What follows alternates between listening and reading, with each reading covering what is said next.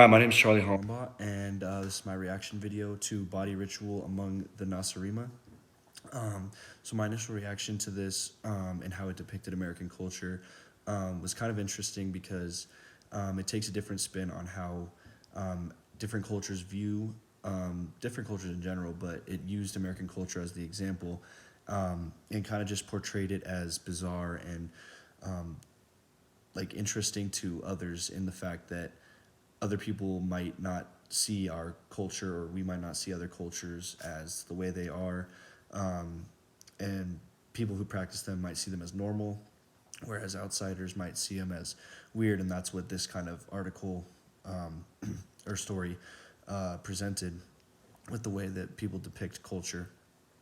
So I thought it was very insightful of how we take maybe our own culture for granted and might not realize that other people see it differently than the way we see our own culture. And yeah, that was kind of just like the main big takeaway from what this article was trying to get at with culture itself.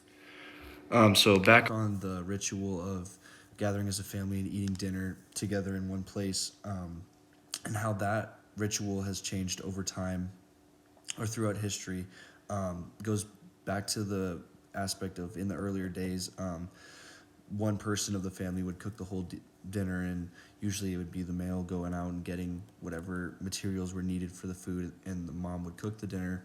And then that time period where the family would eat was the only time the family get to spend time with each other and catch up about their days.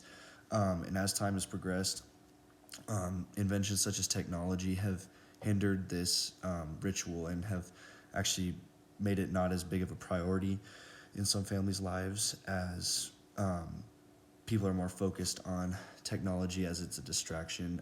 TVs, more people would love to just rather eat dinner in front of the TV and just glued to their technology rather than actually interacting with their family around them.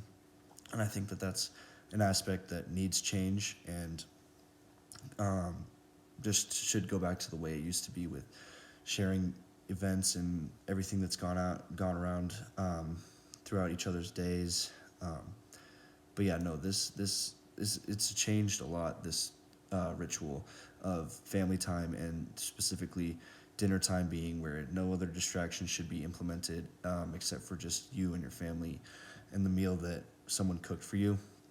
And I just think it's changed because technology and just new schedules, and this world is progressing and advancing so quick that people's schedules are getting crazy, and it's might not be a priority for dinner, and it's just the ritual is just becoming less and less, and I think we need to change and get back to family time. Okay, so question two asks to describe a ritual or communication pattern or some sort of event that might, like within a culture, that might be seen differently as someone who is opposed to not in that culture. And one event that I can think of, a ritual, is sitting at the table with your family for dinner. Is like a ritual, I guess you could say, um, that is practiced in American culture, especially my culture. And this, just seen from someone outside might think like that it's weird because it's some parts of the world don't view family time as like that, and they should, like, family time should be used in the workforce, or like it should be using to hunt food or get some sort of benefit. But in our culture, family time can be represented through just sitting around and sharing the meal that someone cooked or the whole family helped cook. And I just think that it's connected to the cultural worldview and values, because I think everyone values their family time in different cultures, but it can be represented in different ways in different cultures.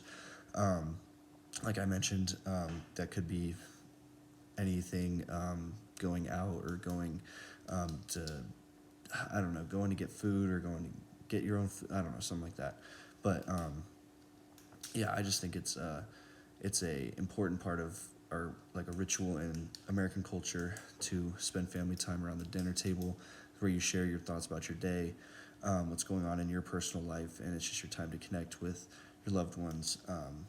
And that might be a time spent somewhere else in a different culture, which is why it's it could be an interesting aspect for someone looking in on an outside culture.